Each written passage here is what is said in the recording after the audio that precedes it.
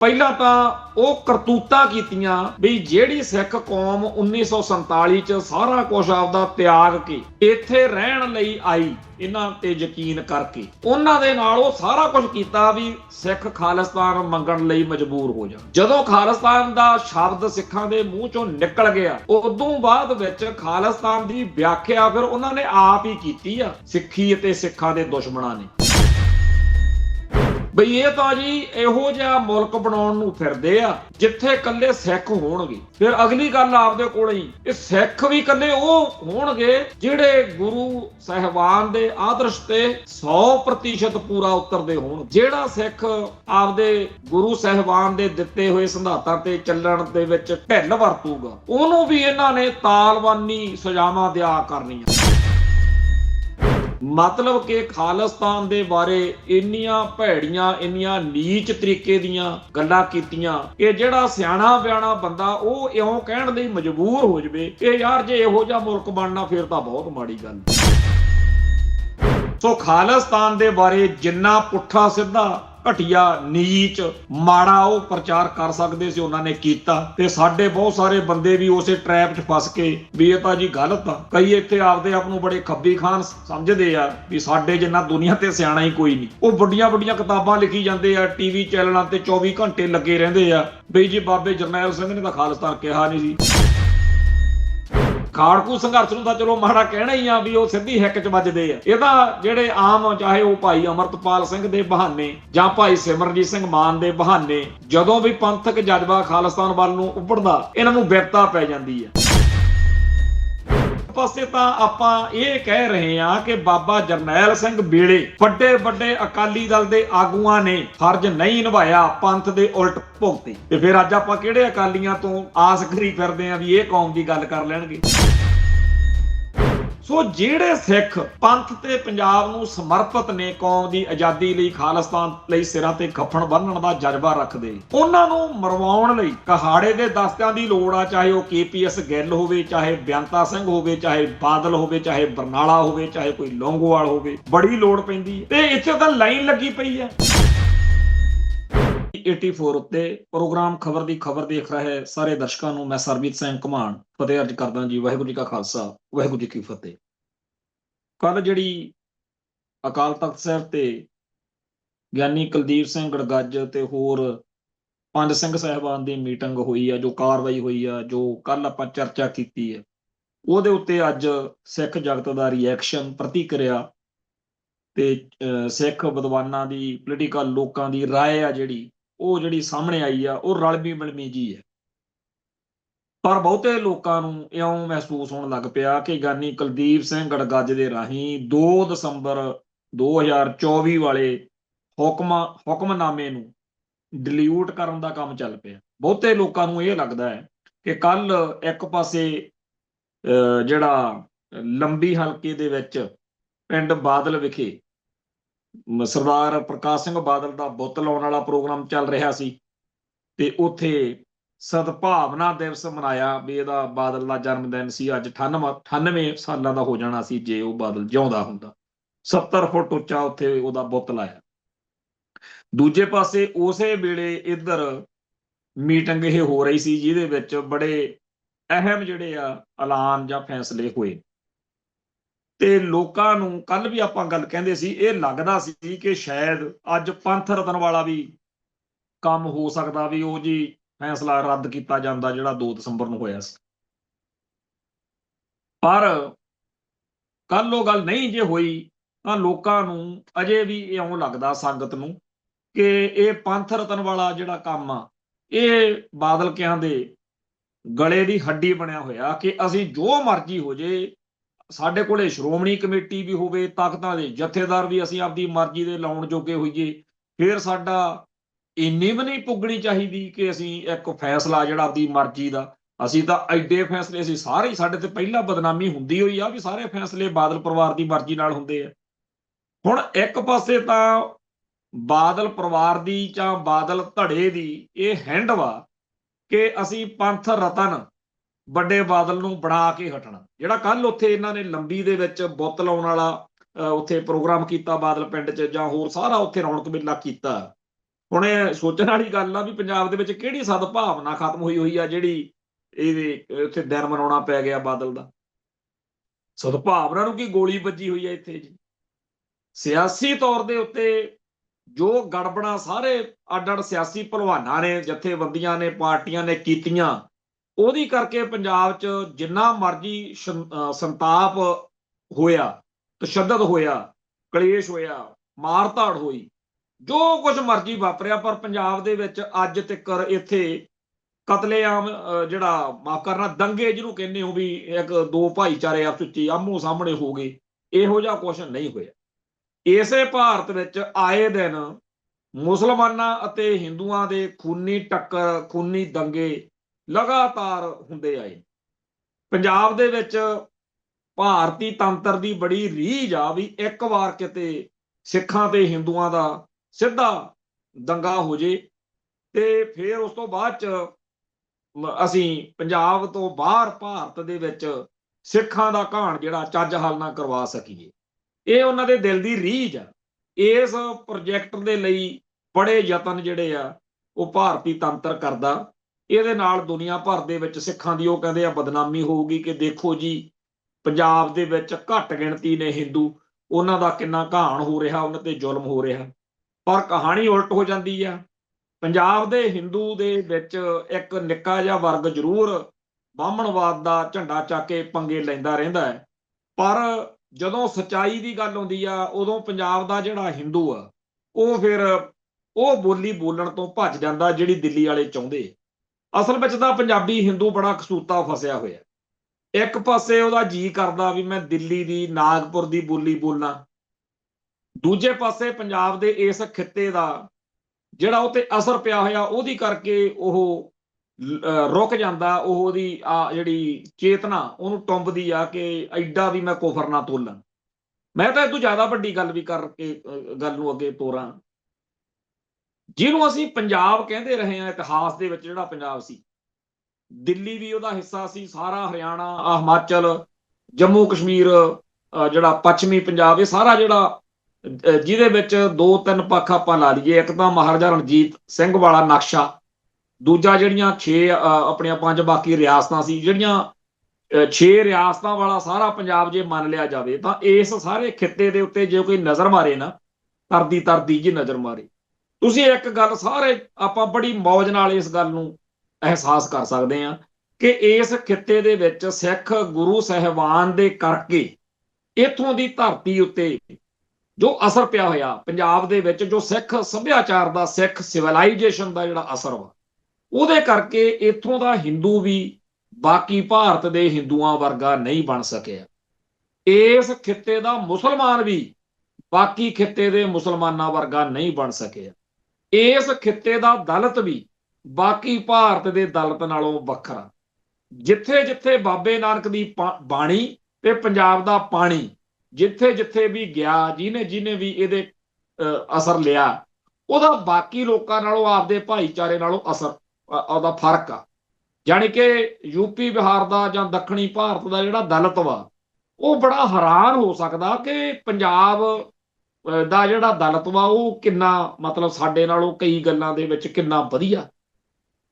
ਇਵੇਂ ਹੀ ਜਿਹੜਾ ਹਿੰਦੂ ਆ, ਜਿਹੜਾ ਮਤਲਬ ਜੁੱਤੀਆਂ ਖਾਂਦਾ ਹਿੰਦੂ ਆ, ਜਿਹੜਾ ਅਲੀਟ ਤੋਂ, ਉਹ ਵੀ ਉਹ ਕਹਿ ਸਕਦਾ ਵੀ ਯਾਰ ਪੰਜਾਬ ਵਾਲੇ ਹਿੰਦੂ ਦਾ ਸਾਡੇ ਨਾਲੋਂ ਬੜਾ ਫਰਕ ਵਾ।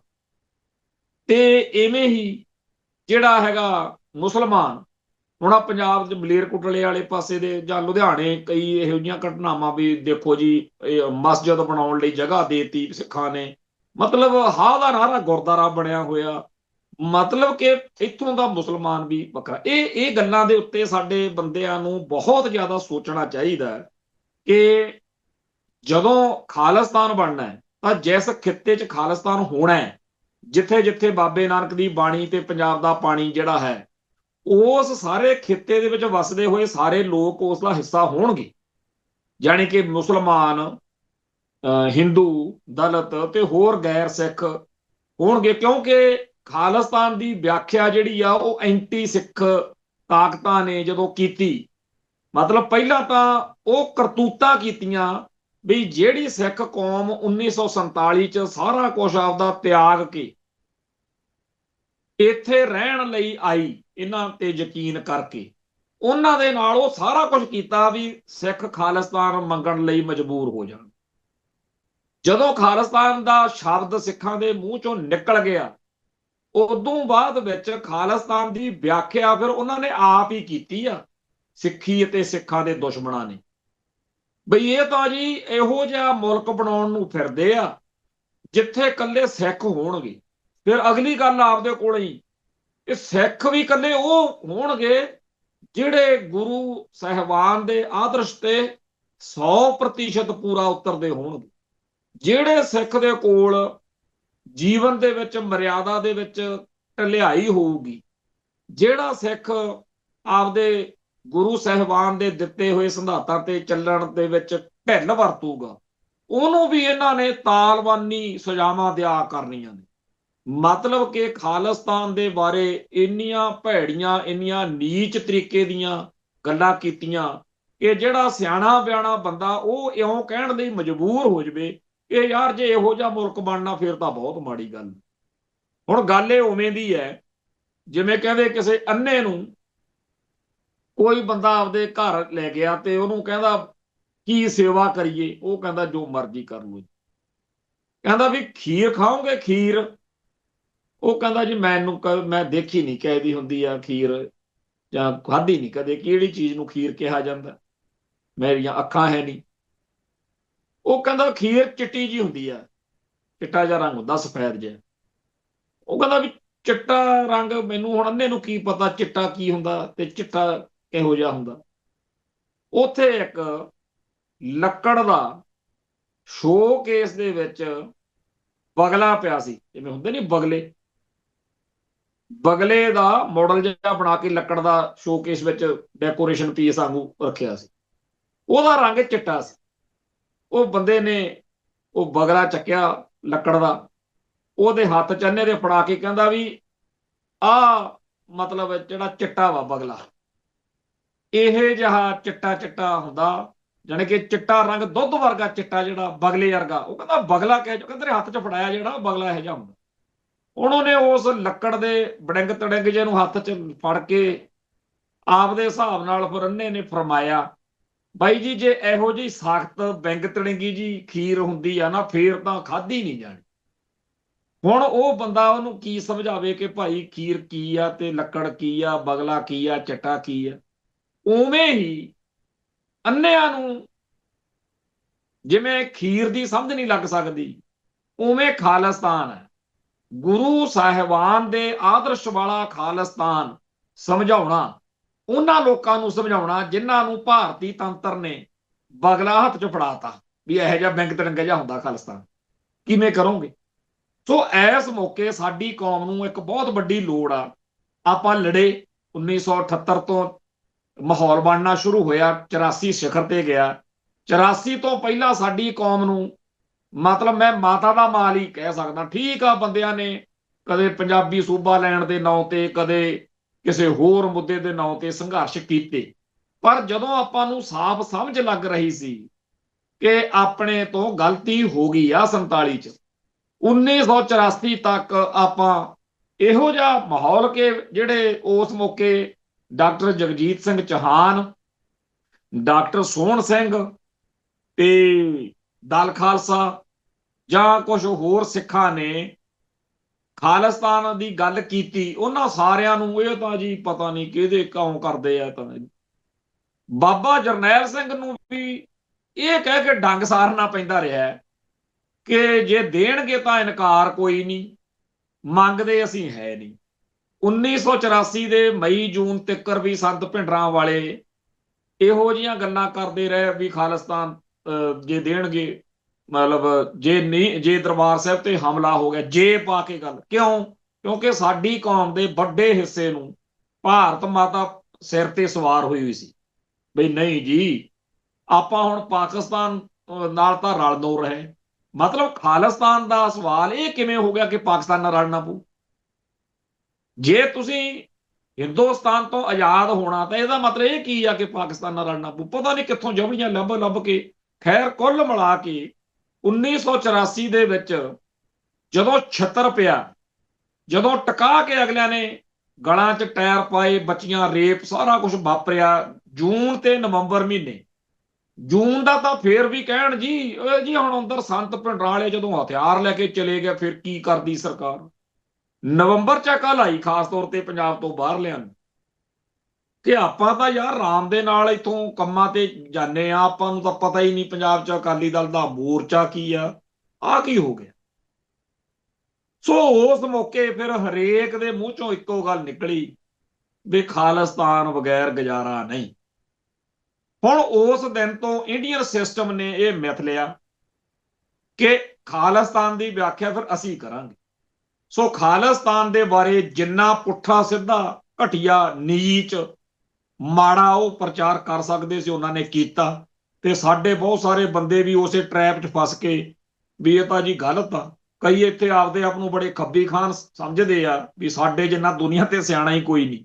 ਉਹ ਵੱਡੀਆਂ ਵੱਡੀਆਂ ਕਿਤਾਬਾਂ ਲਿਖੀ ਜਾਂਦੇ ਆ, ਟੀਵੀ ਚੈਨਲਾਂ ਤੇ 24 ਘੰਟੇ ਲੱਗੇ ਰਹਿੰਦੇ ਆ ਬਈ ਜੀ ਬਾਬੇ ਜਰਨੈਲ ਸਿੰਘ ਨੇ ਤਾਂ ਖਾਲਿਸਤਾਨ ਕਿਹਾ ਨਹੀਂ ਸੀ। ਪਹਿਲੀ ਗੱਲ ਤਾਂ ਇਹ ਆ ਕਿ ਜੇਕਰ ਬਾਬਾ ਜਰਨੈਲ ਸਿੰਘ ਨੇ ਕੋਈ ਗੱਲ ਕਹੀ ਹੈ ਉਹ ਤਾਂ ਹੀ ਉਹ ਗੱਲ ਸਹੀ ਹੈ ਵੀ ਬਾਬਾ ਜੀ ਨੇ ਕਹੀ ਹੈ। ਇਹ ਗੱਲ ਕੀ ਹੈਗੀ ਆ ਕਿ ਜੇ ਬਾਬਾ ਜਰਨੈਲ ਸਿੰਘ ਖਾਲਿਸਤਾਨ ਕਹਿਣਗੇ ਤਾਂ ਕੌਮ ਦਾ ਨਿਸ਼ਾਨਾ ਖਾਲਿਸਤਾਨ ਬਣੂਗਾ ਤੇ ਨਹੀਂ ਫਿਰ ਨਹੀਂ ਬਣੂਗਾ। ਇਹ ਤਾਂ ਕੋਈ ਅਰਥ ਹੀ ਨਹੀਂ ਰੱਖਦੀ ਗੱਲ। ਬਾਬਾ ਜਰਨੈਲ ਸਿੰਘ ਸਾਡੀ ਕੌਮ ਦੇ ਇਤਿਹਾਸ ਵਿੱਚ ਇੱਕ ਲੰਮੇ ਜਿਹੜੀ ਨਾਇਕਾਂ ਦੀ ਲੜੀ ਆ ਉਹਦੇ ਵਿੱਚ ਹੋਰ ਨਾਇਕ ਹੈ।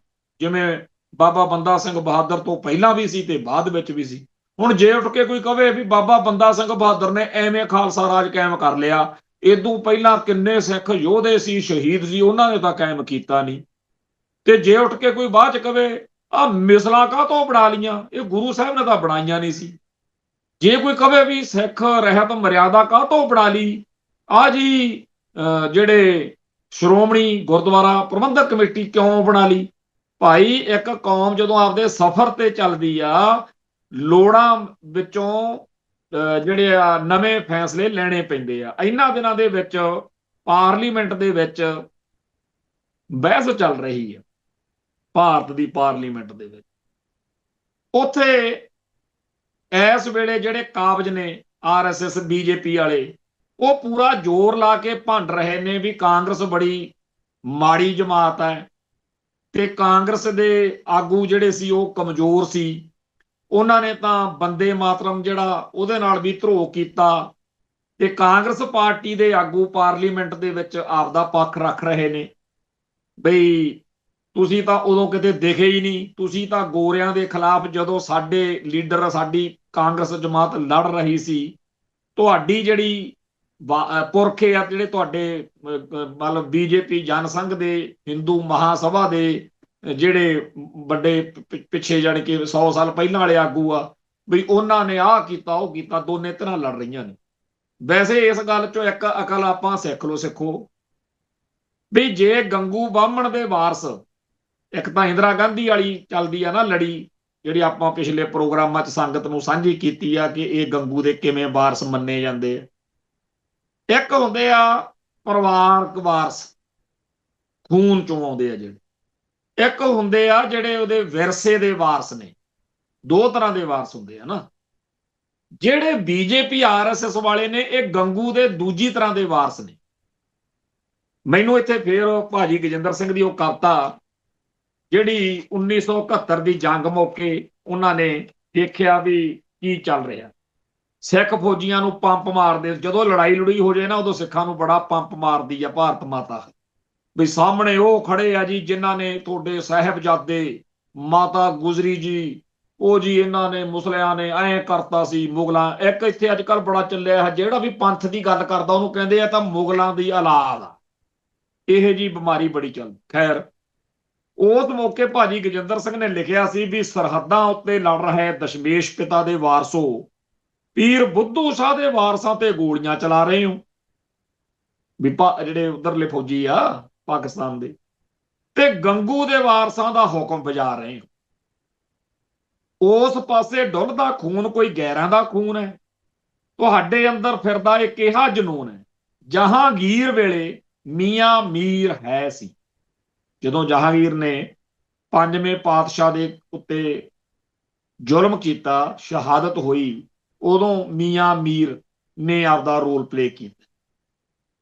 ਜਹਾਂਗੀਰ ਵੇਲੇ ਮੀਆਂ ਮੀਰ ਹੈ ਸੀ, ਔਰੰਗਜ਼ੇਬ ਵੇਲੇ ਬੁੱਧੂ ਸ਼ਾਹ ਫਕੀਰ ਹੈ ਸੀ, ਸਾਹਿਬਜ਼ਾਦਿਆਂ ਲਈ ਸੀ ਧਾ ਕਿਸ ਨੇ ਮਾਰੀ, ਨਵੀ ਖਾਂ ਗਨੀ ਖਾਂ ਨੂੰ ਕੀ ਸੀ ਲਚਾਰੀ, ਕਿੰਜ ਭੁੱਲੇ ਹੋ ਅਹਿਸਾਨ ਮੀਆਂ ਮੀਰ ਦੇ, ਬੁੱਧੂ ਸ਼ਾਹ ਦੇ ਪੁੱਤਰਾਂ ਦੀ ਸ਼ਮਸ਼ੀਰ ਦੇ, ਇਹ ਰਾਜੇ ਪਹਾੜੀ ਗੁਲਾਮੀ ਦੇ ਬੰਦੇਲ, ਗੰਗੂ ਬਾਹਮਣ ਨਾਲ ਸਾਡਾ ਕੀ ਮੇਲ, ਡੋਗਰਿਆਂ ਦੀ ਕੀ ਭੁੱਲ ਗਈ ਗਦਾਰੀ, ਗਦਾਰਾਂ ਨਾਲ ਦੱਸੋ ਸਾਡੀ ਕੀ ਯਾਰੀ। ਇਹ ਗਾਂਧੀ, ਇਹ ਨਹਿਰੂ ਦੀ ਧੀ ਆ, ਇਹ ਗੰਗੂ ਹੀ ਗੰਗੂ ਨੇ, ਹੋਰ ਇੱਥੇ ਕੀ ਆ।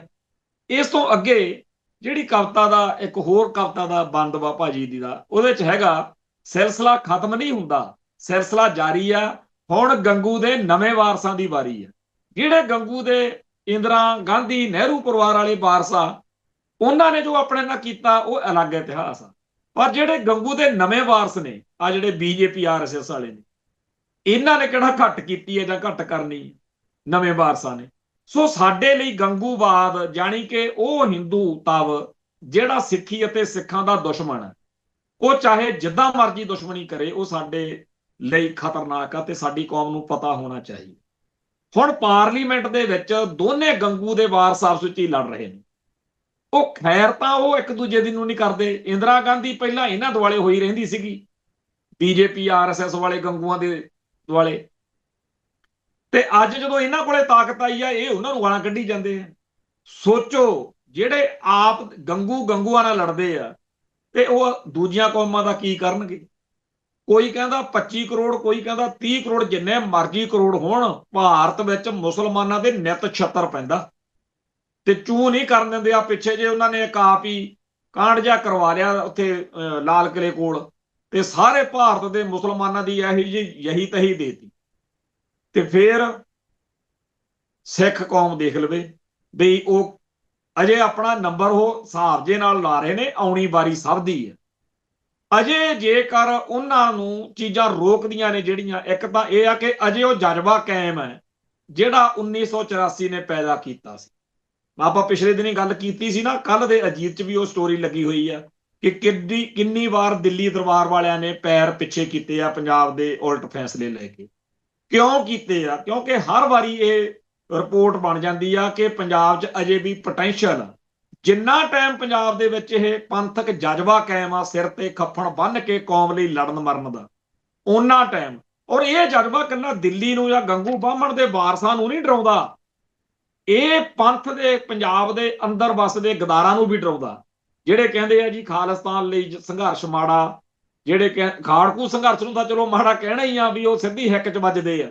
ਇਹ ਤਾਂ ਜਿਹੜੇ ਆਮ, ਚਾਹੇ ਉਹ ਭਾਈ ਅਮਰਤਪਾਲ ਸਿੰਘ ਦੇ ਬਹਾਨੇ ਜਾਂ ਭਾਈ ਸਿਮਰਨਜੀਤ ਸਿੰਘ ਮਾਨ ਦੇ ਬਹਾਨੇ, ਜਦੋਂ ਵੀ ਪੰਥਕ ਜਜ਼ਬਾ ਖਾਲਿਸਤਾਨ ਵੱਲ ਨੂੰ ਉੱਭੜਦਾ, ਇਹਨਾਂ ਨੂੰ ਬਿਪਤਾ ਪੈ ਜਾਂਦੀ ਆ। ਪਿਛਲੇ ਦਿਨੀ ਤਾਂ ਰਵਨੀਤ ਬਿੱਟੂ ਕਹਿੰਦਾ ਸੀ ਬੜਾ ਮਾੜਾ ਹੋ ਗਿਆ ਜੀ, ਉਹਨੂੰ ਪਾਰਲੀਮੈਂਟ 'ਚ ਦੇਣਾ ਚਾਹੀਦਾ ਟਾਈਮ ਭਾਈ ਅਮਰਤਪਾਲ ਸਿੰਘ ਨੂੰ। ਪਰ ਇਹਦੇ ਪਿਛਲੇ ਜਦੋਂ ਭਾਈ ਅਮਰਤਪਾਲ ਸਿੰਘ ਦੀ ਗ੍ਰਿਫਤਾਰੀ ਨਹੀਂ ਸੀ ਹੋਈ, ਉਦੋਂ ਪਹਿਲਾਂ ਇਹਦੇ ਜ਼ਹਿਰੀਲੇ ਬਿਆਨ ਲੱਭੋ ਕਦੇ, ਉਹ ਦੇਖੋ ਕਿੰਨਾ ਇਹਨੇ ਕੁਫਰ ਤੋਲਿਆ। ਮਜੀਠੀਆ ਤੇ ਇਹ ਅਮਰਤਪਾਲ ਸਿੰਘ ਦੇ ਖਿਲਾਫ ਰਵਨੀਤ ਬਿੱਟੂ, ਦੋਨੇ ਜਾਣੇ ਇੱਕ ਕੰਪੀਟੀਸ਼ਨ 'ਚ ਕਰ ਰਹੇ ਸੀਗੇ। ਉਹ ਕਹਿੰਦਾ ਸੀਗਾ ਵੀ ਮੇਰੇ ਹਵਾਲੇ ਕਰੋ, ਮੈਂ ਚੱਕ ਦੂੰ, ਉਹ ਕਹਿੰਦਾ ਸੀ ਮੇਰੇ ਹਵਾਲੇ ਚੱਕ। ਪਰ ਇਹਨਾਂ ਦੋਨਾਂ ਜਾਣਿਆਂ ਨੇ, ਕੱਲਿਆਂ ਨੇ ਨਹੀਂ, ਹੋਰ ਬੜੇ ਸੀ ਜਿਨ੍ਹਾਂ ਨੇ ਮਾਹੌਲ ਬਣਾਇਆ। ਉਹ ਅੱਜ ਉਹ ਕਹਿੰਦੇ ਆ ਜੀ ਵੀ ਅਸੀਂ ਤਾਂ ਬੜੇ ਵਧੀਆ ਦੀ, ਅਸੀਂ ਤਾਂ ਚਾਹੁੰਦੇ ਹਾਂ ਅਮਰਤਪਾਲ। ਹਕੀਕਤ ਇਹ ਹੈ ਕਿ ਚਾਹੇ ਕੋਈ ਪੱਗ ਬੰਨ੍ਹ ਕੇ, ਚਾਹੇ ਕੋਈ ਬੋਦੀ ਰੱਖ ਕੇ, ਚਾਹੇ ਕੋਈ ਕਾਂਗਰਸੀ ਬਣ ਕੇ, ਤੇ ਚਾਹੇ ਆਮ ਆਦਮੀ ਪਾਰਟੀ, ਜਿਹੜਾ ਵੀ ਬੰਦਾ ਸਿੱਖੀ ਅਤੇ ਸਿੱਖਾਂ ਦੇ ਉਲਟ ਚੱਲਦਾ ਹੈ, ਉਹਦੀ ਸਾਨੂੰ ਪਛਾਣ ਕਰਨੀ ਪਊ। ਸਾਡੇ ਤਾਂ ਇੱਥੇ ਇਹੋ ਜਿਹਾ ਕਮਲਪੁਣਾ ਚੜਿਆ ਹੋਇਆ ਆਪਾਂ ਨੂੰ, ਅਖੇ ਜੀ ਫਲਾਨਾ ਤਾਂ ਜੀ ਫਲਾਨੀ ਸੰਸਥਾ ਦਾ ਹੈਡ ਵਾ। ਉਹ ਭਾਈ ਇੱਕ ਪਾਸੇ ਤਾਂ ਆਪਾਂ ਇਹ ਕਹਿ ਰਹੇ ਹਾਂ ਕਿ ਬਾਬਾ ਜਰਨੈਲ ਸਿੰਘ ਵੇਲੇ ਵੱਡੇ ਵੱਡੇ ਅਕਾਲੀ ਦਲ ਦੇ ਆਗੂਆਂ ਨੇ ਫਰਜ਼ ਨਹੀਂ ਨਿਭਾਇਆ, ਪੰਥ ਦੇ ਉਲਟ ਭੁਗਤੇ, ਤੇ ਫਿਰ ਅੱਜ ਆਪਾਂ ਕਿਹੜੇ ਅਕਾਲੀਆਂ ਤੋਂ ਆਸ ਕਰੀ ਫਿਰਦੇ ਆ ਵੀ ਇਹ ਕੌਮ ਦੀ ਗੱਲ ਕਰ ਲੈਣਗੇ। ਸੁਖਬੀਰ ਬਾਦਲ ਵਰਗੇ ਜਿਹੜੇ ਫਿਰਦੇ ਆ ਜੀ ਉੱਥੇ ਜੀ ਹਮ ਇਲੈਕਸ਼ਨ ਗਿੱਦੜਬਾਹੇ ਤੋਂ ਲੜेंगे, ਇਹ ਬਣ ਜਾਏਗੇ, ਉਹ ਬਣ ਜਾਏਗੇ। ਉਹ ਭਾਈ ਤੁਸੀਂ ਜਿਹੜਾ ਪੰਜਾਬ ਨਾਲ ਤੁਸੀਂ ਆਪਦੀ ਸੱਤਾ ਮੌਕੇ ਕਰ ਚੁੱਕੇ ਹੋ, ਜੋ ਪੰਥ ਦੀਆਂ ਬੇੜੀਆਂ 'ਚ ਵੱਟੇ ਪਾ ਚੁੱਕੇ ਹੋ, ਉਹ ਭੁੱਲਿਆ ਹੋਇਆ ਪੰਥ। ਪਰ ਫੇਰ ਵੀ ਬਥੇਰੇ ਆ ਜਿਹੜੇ ਐਵੇਂ ਝੋਲਾ ਚੱਕਣ ਨੂੰ ਤਿਆਰ ਬੈਠੇ ਆ। ਫਿਰ ਉਹ ਉਲਟਾ ਪੁੱਛਦੇ ਆ ਵੀ ਫਿਰ ਜੀ ਹੁਣ ਅਸੀਂ ਜੇ ਬਾਦਲ ਦਲ ਦਾ ਝੋਲਾ ਨਾ ਚੱਕੀਏ ਹੋਰ ਅਸੀਂ ਕਾਂਗਰਸ ਦਾ ਚੱਕ ਲਈਏ, ਉਹ ਜੀ ਅਸੀਂ ਭਾਜਪਾ ਦਾ ਚੱਕ ਲਈਏ। ਭਾਈ ਜੀ ਨੇ ਚੱਕਣਾ ਚੱਕ ਲਓ, ਪਰ ਇਤਿਹਾਸ ਵਿੱਚ ਤੁਸੀਂ ਆਪਦਾ ਨਾਂ ਕਿੱਥੇ ਲਿਖਾਉਣਾ ਇਹ ਤੁਹਾਡੇ ਆ। ਸੱਚਾਈ ਇਹ ਹੈ ਕਿ 1947 ਤੋਂ ਸਿੱਖਾਂ ਦੇ ਵਿੱਚ ਜਿਹੜੀ ਬਾਗੀ ਜਾਂ ਬਾਦਸ਼ਾਹ ਵਾਲੀ ਬਿਰਤੀ ਸੀ, ਇੱਕ ਤਾਂ ਉਹਨੂੰ ਖੋਹਣ ਦਾ ਪ੍ਰੋਜੈਕਟ ਚੱਲ ਰਿਹਾ ਕਿ ਸਿੱਖਾਂ ਨੂੰ ਸਦੀਵੀ ਤੌਰ ਤੇ ਗੁਲਾਮ ਬਣਾਉਣਾ।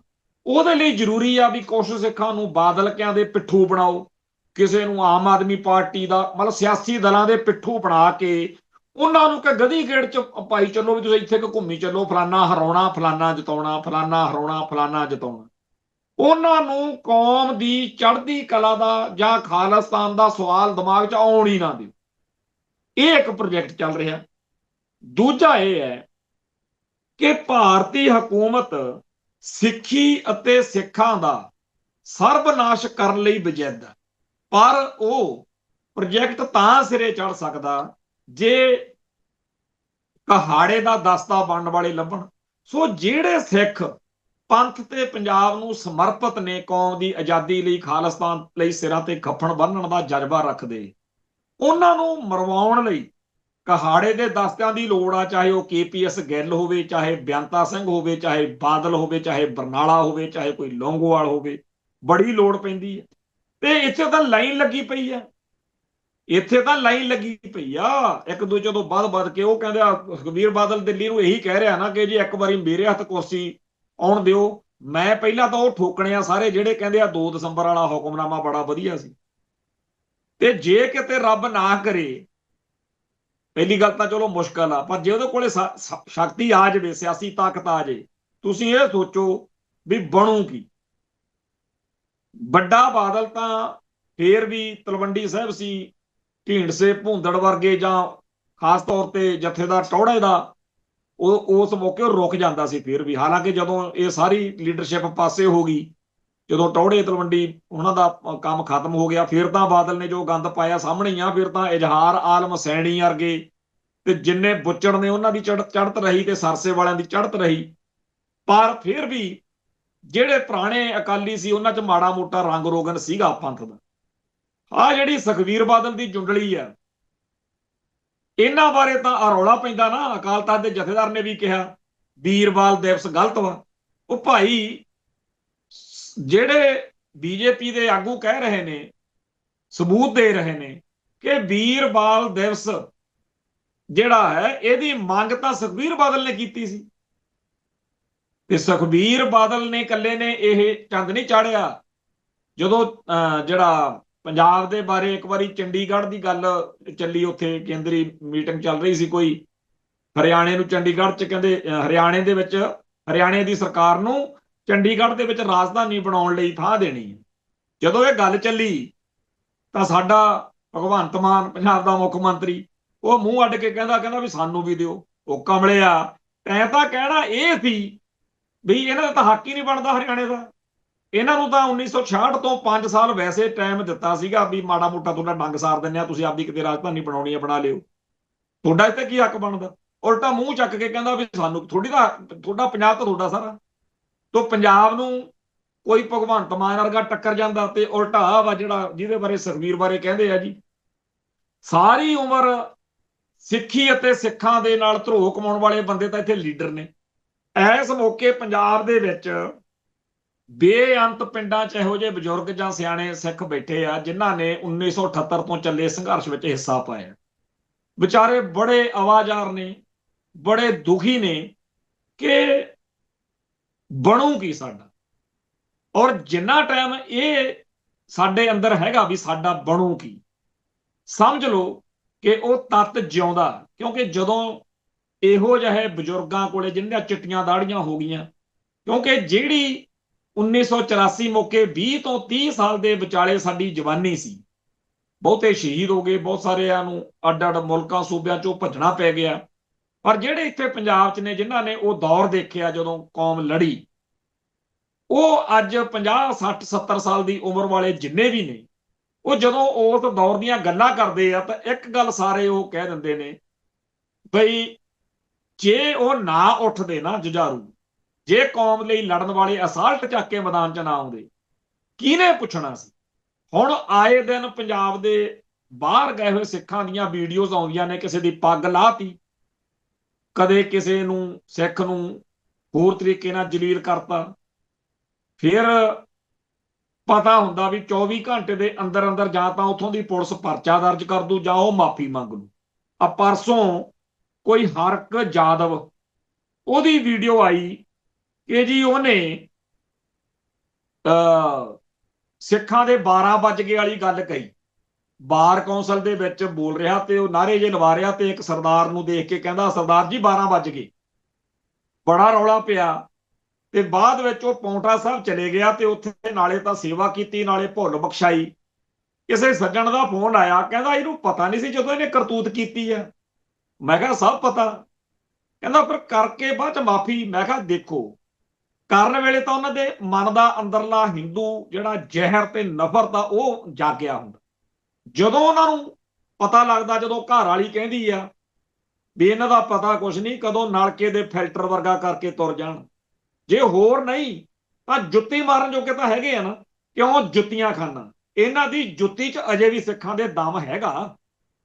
ਉਸ ਮੌਕੇ ਫਿਰ ਇਹ ਭੱਜਦੇ ਆ ਵੀ ਚਲੋ ਕਿਸੇ ਗੁਰਦੁਆਰੇ ਚੱਲ ਕੇ ਮਾਫੀ ਮੰਗ ਲਈ। ਤਾਂਯੋ ਪੁਲਿਸ ਜਿਹੜੀ ਆ ਤੁਰੰਤ, ਆ ਕੱਲ ਇੱਕ ਡਰਾਈਵਰ ਦੀ ਵੀਡੀਓ ਆਉਂਦੀ ਸੀ, ਉਹਨੂੰ ਇੱਕ ਗੰਦਾ ਜਿਹਾ ਹਿੰਦੂ ਖਾਕੀ ਵਰਦੀ ਵਾਲਾ ਗੁੰਡਾ ਪੁਲਿਸੀ ਆ ਗੰਦੀਆਂ ਗਾਲਾਂ ਕੱਢ ਰਿਹਾ ਸਰਦਾਰ ਡਰਾਈਵਰ ਨੂੰ, ਤੇ ਕਹਿੰਦਾ ਕਰ ਕੀ ਕਰਦਾ। ਅੱਜ ਵੀਡੀਓ ਆ ਗਈ ਆ ਕਿ ਉਹਦੇ ਉੱਤੇ ਮੁਕੱਦਮਾ ਦਰਜ ਕਰਤਾ ਮੱਧ ਪ੍ਰਦੇਸ਼ ਦੇ ਵਿੱਚ ਉਸ ਮੁਲਾਜ਼ਮ ਤੇ। ਕਿਉਂ ਮੁਲਾਜ਼ਮ ਤੇ ਪਰਚਾ ਦਰਜ ਕੀਤਾ? ਜੀ ਤਾਂ ਨਹੀਂ ਕਰਦਾ ਪਰਚੇ ਦਰਜ ਕਰਨ ਨੂੰ, ਪਰ ਪੰਜਾਬ ਦੇ ਵਿੱਚ ਉਹ ਕਹਿੰਦੇ ਆ ਕਿ ਇੱਥੇ ਬੀਜੇਪੀ ਦੇ ਪੈਰ ਲਵਾਉਣੇ ਆ, ਤੇ ਜਿੰਨਾ ਟਾਈਮ ਪੈਰ ਨਹੀਂ ਲੱਗਦੇ ਉਹਨਾਂ ਟਾਈਮ, ਜਿੱਦਣ ਪੈਰ ਲੱਗੇ, ਜਿੱਦਣ ਇਹਨਾਂ ਸਾਰਿਆਂ ਦੇ ਆ ਜਿਹੜੇ ਸੁਖਬੀਰ ਬਾਦਲ ਵਰਗੇ ਆਮ ਆਦਮੀ ਪਾਰਟੀ ਵਾਲਿਆਂ ਤੋਂ ਸਾਰਾ ਤੋਂ ਮਨ ਪੂਰੀ ਤਰ੍ਹਾਂ ਟੁੱਟ ਗਿਆ, ਜਿਹੜੇ ਕਿ ਇਹ ਬੜੀ ਮਿਹਨਤ ਨਾਲ ਤਲਵਾ ਰਹੇ ਨੇ। ਅਕਾਲੀ ਦਲ ਤੋਂ ਬਗੈਰ ਪੰਜਾਬ ਨੇ ਕਿਸੇ ਹੋਰ ਵੱਲ ਝਾਕਣਾ ਹੀ ਨਹੀਂ ਸੀ ਜੇ ਇਹਨਾਂ ਚੱਕਲ ਹੁੰਦੀ। ਜੇ ਪਿਛਲੀਆਂ ਦੌਰਾਂ ਦੇ ਵਿੱਚ ਲੋਕਾਂ ਨੇ ਇੱਥੇ ਕਾਂਗਰਸ ਦੀਆਂ ਸਰਕਾਰਾਂ ਬਣਾਈਆਂ ਨੇ, ਜਦੋਂ ਜਦੋਂ ਵੀ, ਉਹਦੇ ਲਈ ਮਾਹੌਲ ਕਿਹਨੇ ਸਿਰਜਿਆ? ਅਕਾਲੀ ਦਲ ਨੇ। ਬਾਹਲੀ ਦੂਰ ਦੀ ਗੱਲ ਨਾ ਕਰੋ, 1997 ਤੋਂ ਬਾਅਦ ਜਦੋਂ ਪੰਜਾਬ ਦੇ ਵਿੱਚ ਅਕਾਲੀ ਦਲ ਸੱਤਾ 'ਚ ਆਇਆ, ਬਾਦਲ ਮੁੱਖ ਮੰਤਰੀ ਬਣਿਆ, ਉਸ ਤੋਂ ਬਾਅਦ ਗਰੰਟੀ ਹੋਣੀ ਚਾਹੀਦੀ ਸੀ ਕਿ ਅੱਜ ਤੋਂ ਬਾਅਦ ਪੰਜਾਬ ਦੇ ਵਿੱਚ ਕਦੇ ਵੀ ਕਾਂਗਰਸ ਦਾ ਪੰਚਾਇਤ ਮੈਂਬਰ ਨਹੀਂ ਜਿੱਤ ਸਕਦਾ। ਪਰ ਬਾਅਦ ਵਿੱਚ 2002 ਦੇ ਵਿੱਚ ਸਾਰਾ ਪੰਜਾਬ ਮੁੱਠੀਆਂ 'ਚ ਥੁੱਕੀ ਬੈਠਾ ਸੀ ਵੀ ਕੈਪਟਨ ਅਮਰਿੰਦਰ ਸਿੰਘ ਨੂੰ ਮੁੱਖ ਮੰਤਰੀ ਬਣਾਉਣਾ ਹੀ ਬਣਾਉਣਾ। ਉਹ ਹਾਲਾਤ, ਉਹ ਮਾਹੌਲ ਕਿਹਨੇ ਬਣਾਏ? ਬਾਦਲ ਕਿਹਨੇ ਬਣਾਏ? ਇਵੇਂ ਹੀ ਬੀਤੇ ਦੌਰ ਦੇ ਵਿੱਚ ਉਹ ਬੁੱਚੜ ਜਮਾਤ ਕਾਂਗਰਸ ਪੰਜਾਬ ਵਿੱਚ ਸੱਤਾ 'ਚ ਆਉਂਦੀ ਰਹੀ। ਹੁਣ ਅੱਕ ਕੇ ਲੋਕਾਂ ਨੇ ਕਾਂਗਰਸ ਤੇ ਬੀਜੇਪੀ ਤੋਂ ਅੱਕ ਕੇ ਬਾਦਲ ਤੋਂ ਆਮ ਆਦਮੀ ਪਾਰਟੀ ਲਿਆਂਦੀ, ਉਹਨੇ ਵੀ ਚੰਦ ਚਾੜ ਕੇ ਦਿਖਾਤੇ। ਸੋ ਮੋਟੇ ਤੌਰ ਦੇ ਉੱਤੇ ਜਿਹੜੀ ਮਰਜ਼ੀ ਸਿਆਸੀ ਪਾਰਟੀ ਪੰਜਾਬ 'ਚ ਹੋਵੇ, ਇਹ ਪੰਜਾਬ ਦੇ ਜਜ਼ਬਾਤ ਦੇ ਤੇ ਪੰਥ ਦੇ ਜਜ਼ਬਾਤ ਦੇ ਉਲਟ ਹੀ ਭੁਗਤਣਗੇ। ਤੇ ਸ਼੍ਰੋਮਣੀ ਕਮੇਟੀ ਅਕਾਲ ਤਖਤ ਸਾਹਿਬ ਤੇ ਕਬਜ਼ਾ ਬਾਦਲ ਕਿਆਂ ਦਾ ਵਾ। ਦੂਜੀ ਧਿਰ ਜਿਹੜੀ ਆ ਉਹ ਚਾਹੁੰਦੀ ਆ, ਜਿਹੜੀਆਂ ਦੂਜੀਆਂ ਧਿਰਾਂ ਨੇ, ਵੀ ਜਾਂ ਤਾਂ ਸਾਡੀ ਚੱਲ ਜੇ, ਨਹੀਂ ਫਿਰ ਚੱਲਦੀ ਤਾਂ ਅਸੀਂ ਕੁਝ ਕਰਾਂਗੇ। ਜਿਹੜਾ ਪਰਚਾ ਦਰਜ ਕਰਵਾਇਆ ਵੀ ਸਿੱਖ ਜਜ਼ਬਾਤਾਂ ਨੂੰ, ਕੱਲ ਆਪਾਂ ਗੱਲ ਕੀਤੀ ਸੀ, ਸੈਟੀਸਫਾਈ ਕਰਨ ਦੇ ਲਈ 328 ਸਰੂਪਾਂ ਵਾਲੇ ਮਾਮਲੇ 'ਚ, ਉਹਦੇ ਵਿੱਚ ਇੱਕ ਨਵੀਂ ਗੱਲ ਅੱਜ ਹੋਰ ਆਈ ਆ ਬਈ ਜਿਹੜਾ ਸ਼੍ਰੋਮਣੀ ਕਮੇਟੀ ਨੇ ਇੱਕ ਕਿਤਾਬ ਲਿਖੀ ਸੀ, ਛਪਵਾਈ ਸੀ 26 ਸਾਲ ਪਹਿਲਾਂ, ਸਿੱਖ ਇਤਿਹਾਸ, ਜਿਹਦਾ ਪਿਛਲੇ ਦਿਨਾਂ 'ਚ ਬਹੁਤ ਰੌਲਾ ਪੈਂਦਾ ਰਿਹਾ। ਪਿਛਲੇ 26 ਸਾਲਾਂ ਤੋਂ ਪੰਥ ਪਿੱਟ ਕੇ ਮਰ ਗਿਆ ਵੀ ਇੰਨੀ ਗੰਦੀ ਬੋਲੀ ਸ਼ੈਲੀ ਵਾਲੀ ਗੁਰੂ ਸਾਹਿਬਾਨ ਦੇ ਕਿਤਾਬ ਸ਼੍ਰੋਮਣੀ ਕਮੇਟੀ ਨੇ ਕਿਉਂ ਛਾਪੀ। ਇਹ ਗੋਲ ਗੱਲ ਕਰਦੇ ਰਹੇ, ਅਖੀਰ ਅੱਜ ਅਖਬਾਰਾਂ 'ਚ ਖਬਰ ਛਪ ਗਈ ਆ ਵੀ ਉਹਦਾ ਵੀ ਪਰਚਾ ਦਰਜ ਕਰਤਾ ਇਹਨਾਂ। ਨਾ ਤਾਂ ਆਮ ਆਦਮੀ ਪਾਰਟੀ ਨੂੰ ਸਿੱਖੀ ਦਾ ਕੋਈ ਹੇਜ ਆ, ਨਾ ਸਿੱਖਾਂ ਦਾ ਕੋਈ ਹੇਜ। ਉਹ ਤਾਂ ਸਿੱਖਾਂ ਨੂੰ ਇਹ ਜਚਾਉਣਾ ਚਾਹੁੰਦੇ ਆ ਵੀ ਬਾਦਲ ਕੇ ਜਿਨ੍ਹਾਂ ਨੂੰ ਬਚਾਉਣਾ ਚਾਹੁੰਦੇ ਆ ਅਸੀਂ ਟੰਗ ਦਿੰਨੇ ਆ ਜੀ, ਪਰਚਾ ਦਰਜ ਕਰ ਦਿੰਨੇ। ਤੇ ਬਾਦਲ ਕਿਆ ਨੇ ਕੀ ਕੀਤਾ ਬਈ, ਮੀਟਿੰਗ ਸੱਦ ਲਈ ਸ਼੍ਰੋਮਣੀ ਕਮੇਟੀ ਦੀ 11 ਨੂੰ। ਕਾਹਦੇ ਬਾਰੇ? ਵੀ ਨਹੀਂ ਜੀ, ਇਹਨਾਂ ਦਾ ਕੀ ਹੱਕ ਆ ਵੀ ਇਹ ਸਾਡੇ ਮਾਮਲਿਆਂ 'ਚ ਦਖਲਅੰਦਾਜ਼ੀ ਕਰਨ। ਉਹ ਭਾਈ, ਜੇ ਤੁਸੀਂ ਸਿੱਖ ਜਜ਼ਬਾਤ ਦੀ ਸਹੀ ਤਰਜਮਾਨੀ ਕੀਤੀ ਹੁੰਦੀ, ਤਸੱਲੀ ਕਰੋ। ਤੁਸੀਂ ਤਾਂ ਗੰਦ ਵਕ ਕੇ ਗਾਲਾਂ ਕੱਢ ਕੇ ਲੋਕਾਂ ਨੂੰ ਟਿਕਾਉਣ ਤੁਰ ਪੈਂਦੇ। ਸੱਚੀ ਇਹ ਗੱਲ ਆ ਕਿ ਜੇ ਬਾਦਲਕਿਆਂ ਨੂੰ ਅਕਲ ਹੁੰਦੀ ਤਾਂ ਪੰਜਾਬ ਦੇ ਵਿੱਚ ਇਹਨਾਂ ਤੋਂ ਬਗੈਰ ਕਿਸੇ ਨੂੰ ਹੋਰ ਸੱਤਾ ਦੇਣੀ ਹੋਣੀ ਸੀ ਪੰਜਾਬ ਨੇ, ਵੀ ਹੋਰ ਆਪਾਂ ਕਿਸੇ ਤੋਂ ਕੀ ਲੈਣਾ ਜਦੋਂ ਇਹ ਸਹੀ ਨਹੀਂ। ਪਰ ਇਹ ਸਹੀ ਨਹੀਂ ਰਹੇ। ਤੇ ਇਹਨਾਂ ਦੇ ਲੀਡਰਾਂ ਦਾ ਹਾਲ ਕੀ ਆ? ਜਦੋਂ ਪਾਰਲੀਮੈਂਟ 'ਚ ਕੋਈ ਭੇਜਿਆ ਜਾਂਦਾ, ਉੱਥੇ ਜਾ ਕੇ ਗੱਲ ਦਾ ਕੋਈ ਚੱਜ ਹੱਲ ਦੀ ਅੱਜ ਤੱਕ ਕੀਤੀ ਨਹੀਂ। ਹੁਣ ਆ ਜਿਹੜਾ ਪਾਰਲੀਮੈਂਟ 'ਚ ਚੱਲਦਾ ਬੰਦੇ ਮਾਤਰਮ ਵਾਲਾ ਰੰਡੀ ਰੋਣਾ, ਉਹਦੇ ਵਿੱਚ ਤੁਸੀਂ ਦੇਖ ਲਓ ਉੱਥੇ ਕੀ ਹੋਇਆ। ਵੀ ਕਾਂਗਰਸ ਪਾਰਟੀ ਦੇ ਲੀਡਰਾਂ ਨੇ, ਖਾਸ ਤੌਰ ਤੇ ਜਿਹੜੀ ਆ ਪ੍ਰਿਯੰਕਾ ਗਾਂਧੀ ਆ, ਉਹਨੇ ਪੂਰਾ ਰੱਜ ਕੇ ਬੀਜੇਪੀ ਦਾ, ਮੋਦੀ ਦਾ ਜਲੂਸ ਕੱਢਿਆ। ਤੇ ਇਸੇ ਦਰਮਿਆਨ ਇੱਕ ਪਾਸੇ ਤਾਂ ਚਲੋ ਸਾਡਾ ਰੌਲਾ ਚੱਲਦਾ ਵੀ ਆਪਾਂ ਕਹਿੰਦੇ ਆ ਕਿ ਭਾਈ ਅਮਰਤਪਾਲ ਸਿੰਘ ਨੂੰ ਉੱਥੇ ਟਾਈਮ ਦੇਣਾ ਚਾਹੀਦਾ, ਨਹੀਂ ਦਿੱਤਾ ਇਹਨਾਂ ਨੇ। ਪਰ ਉਹ ਜਿਹੜਾ ਇੰਜੀਨੀਅਰ ਰਾਸ਼ਿਦ ਜਾਂ ਰਸ਼ੀਦ ਆ ਉੱਥੇ ਵਾਲਾ, ਕਸ਼ਮੀਰ ਵਾਲਾ, ਉਹਨੂੰ ਟਾਈਮ ਦੇ ਬੈਠੇ। ਉਹਨੇ ਫਿਰ ਉਹ ਧੁੱਕੀ ਕੱਢੀ ਇਹਨਾਂ ਦੀ, ਉਹ ਕਮਾਲ ਬੋਲਿਆ। ਮੈਂ ਹਰੇਕ ਆਪਣੇ ਜਿਹੜਾ ਸਰੋਤਾਂ ਨੂੰ ਬੇਨਤੀ ਕਰਦਾ ਵੀ YouTube ਦੇ ਉੱਤੋਂ ਉਹਦੀ ਤਕਰੀਰ ਜ਼ਰੂਰ ਸੁਣਿਓ। ਉਹਨੇ ਕਸ਼ਮੀਰ ਦੀ ਜੋ ਅਸਲ ਦਰਦ ਵਾ, ਜੋ ਪਾਰਲੀਮੈਂਟ ਦੇ ਵਿੱਚ ਜਿੰਨਾ ਉਹਨੂੰ ਮਿਲ ਸਕਦਾ, ਉਹਨੇ ਬਿਆਨ ਕਰਨਾ ਜਦੋਂ ਸ਼ੁਰੂ ਕੀਤਾ।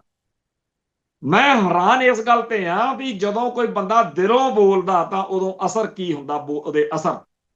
ਉਹ ਕਿਤੇ ਚੱਲਦੀ ਗੱਲ ਦੇ ਵਿੱਚ ਉਹਨੂੰ ਟੋਕ ਬੈਠੇ, ਕਿਉਂਕਿ ਉੱਥੇ ਇੱਕ ਰੰਡੀ ਰੋਣਾ ਪੂਰਾ ਪਿਆ ਰਹਿੰਦਾ। ਜਦੋਂ ਕੋਈ ਬੰਦਾ ਬੋਲ ਰਿਹਾ ਹੋਵੇ ਉਹਨੂੰ ਟੋਕੀ ਜਾਂਦੇ ਹੁੰਦੇ ਆ, ਜਾਂ ਉਹ ਜਿਹੜਾ ਸਪੀਕਰ ਬੈਠਾ ਹੁੰਦਾ ਉਹਦਾ ਕੰਮ ਹੀ ਇਹ ਆ ਵੀ ਇਹਨੂੰ ਡਿਸਟਰਬ ਕਰੋ, ਜਿਹੜਾ ਵਧੀਆ ਬੋਲ ਰਿਹਾ, ਸਾਡੇ ਲਾ ਰਿਹਾ।